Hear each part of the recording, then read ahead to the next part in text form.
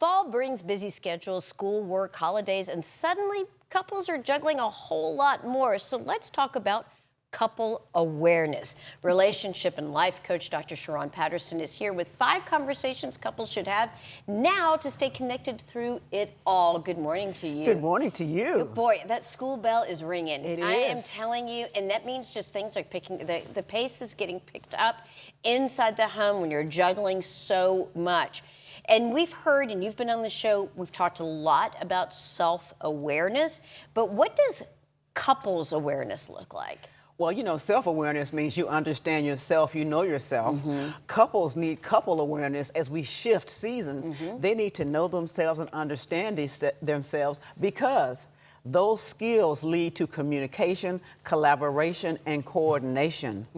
And you need that as you make this shift. All right, so you said collaboration, Communication and coordination. They come from knowing each other. Okay. As a couple. It makes you nimble. We need to be nimble to move into September because summer is all laid back. You're on the we're all beach. just kind of hanging out. We got nothing going on. And then bam. September, bam. All of a sudden, the pedals to the metal and we are in high gear. It gets crazy. Cowboys, you know, with It's Cowboy everything. season. We still have hope. Go Cowboys. This is the season. This is the year. This is the season. But, but nevertheless, we're going to be rooting for them, and our lives kind of revolve around sports and school and church and all that stuff. All right, well, let's talk about some conversations that we really need to consider. First conversation is, what does our new routine look like? Yeah, the ramping up of September, it is astonishing how fast things start to go. It seems like you start in September and zoom, you're in the holiday season. Yes. It's fast. It is a sprint. It is. It doesn't feel like a marathon, it's a sprint. And so couples need to be aware of that and then say, what does this shift do to our relationship?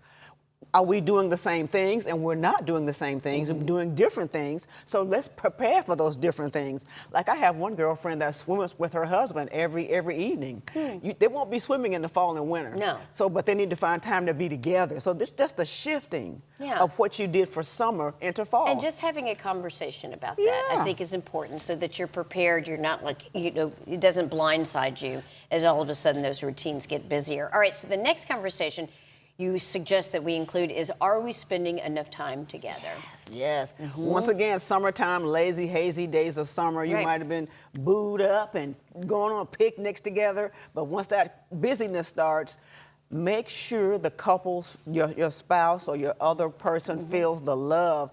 Examine your routines. Make sure there is a date night every week. That is hard.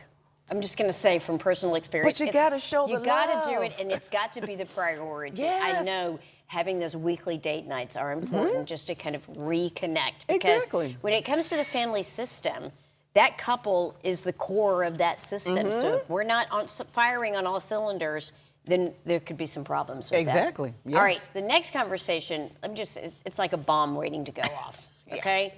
Talking about money. How are we doing with money? I mean, that kind of frightens me thinking about that. It's best to deal with it now. Okay. Because, you know, the holidays are coming.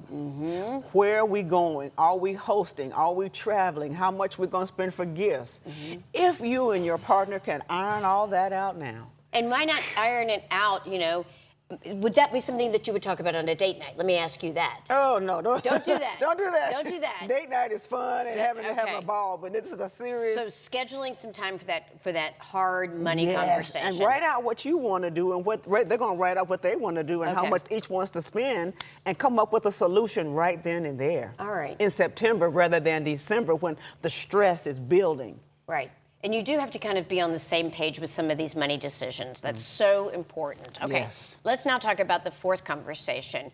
And this one was an interesting one. And this one I think I love because what you're asking is this question, what do you need from me right now? So this is kind of like a gift you're giving to somebody else. Tell me more about that and why that's an important question to ask. Well, with self-awareness, you know yourself. And so a self-aware person can tell their significant other what they need. In other words, don't make your spouse beg you to tell you how they're feeling. Say, hey, I'm feeling depressed, I'm feeling overwhelmed, I need to see you on these days. This is what's going on with me, and I want you to know about it. You know, I know you're busy swirling around with your sororities, fraternities, but this is what I need. And be able to say that and know that your spouse or partner will respond. Right. I can give you what you need. Well, I think it's also a loving thing to ask your partner that question, to say, what is it that you need from me right now? To be able to ask that is a loving gesture, I feel like. And it kind of opens it up to that dialogue without that defensiveness. Right. And then self-awareness enables you to say what you need because you know yourself. That's so true. It all ties together. Okay, so another thing, the fifth conversation you talk about is, what do we want the rest of the year to look like? Yes, yes. This is where the couple comes together and dreams for the rest of the year together, looking at the calendar, seeing what's available, and writing down what they want. I call it goals for the end of the year. That you can team up and make these things happen. It brings you together. You're on the same page. You're pushing in the same direction. Couples can't get any better than that. See, it's about looking down the road and preparing for those bumps and those things that get in the way.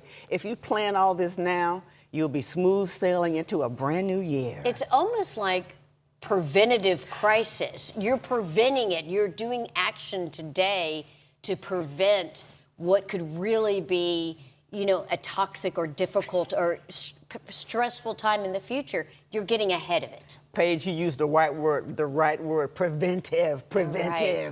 And see, couples need to take the time and head off some of this trouble that's coming their way. You're so good. I need you in my life. Thank you. I'm here for you. Yeah, thank you. Let's talk about where people can find out more about you. Check me out. I have a brand new book called We Ain't Dead I've heard about it, my friend. Yes. So visit me at drsheronpatterson.com. Say that name of the book one more time. We Ain't Dead Yet. 20 Faith Moves for Women Aging with Power, Purpose, and Praise.